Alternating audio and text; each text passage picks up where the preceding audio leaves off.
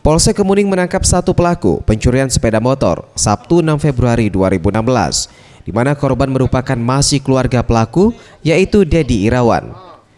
Irawan, pelaku pencurian, mengatakan bahwa ia hanya meminjam motor untuk dipakai sehari-hari.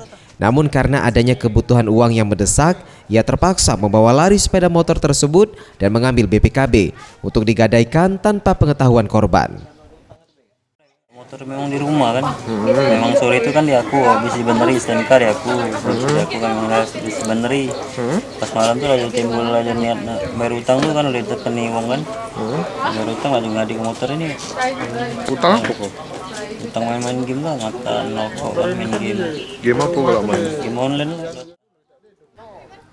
Sementara itu, Kapolsek Kemuning Palembang AKP Handoko Sanjaya mengatakan pelaku ditangkap di daerah Sukawinatan.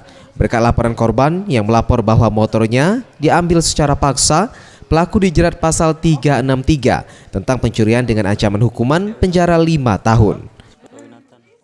Yang bersangkutan mengambil kendaraan sepeda motor dari halaman rumah, kemudian dilakukan pengembangan bahwa tersangka yang kita amankan di rumah dan dilakukan penangkapan.